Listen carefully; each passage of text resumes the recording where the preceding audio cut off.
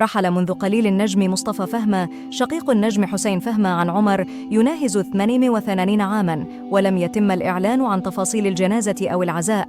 ومن المقرر أن أسرة الممثل الراحل وهو شقيق الممثل الشهير حسين فهمي سيحدد خلال الساعات القادمة ميعاد صلاة الجنازة وميعاد تلقي العزاء. وكان مصطفى فهمي تعرض لأزمة صحية مؤخراً في شهر أغسطس دخل على إثرها المستشفى، كما قام بإجراء جراحة عاجلة في المخ لإزالة ورم.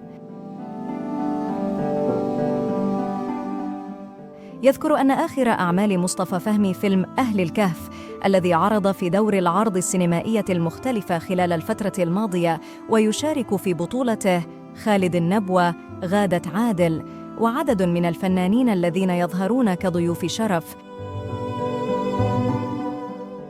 وبوفاته تكون مصر خسرت خلال يوم تقريباً 2 من نجوم السينما، حيث كان قد أعلن صباح الثلاثاء عن وفاة الفنان حسن يوسف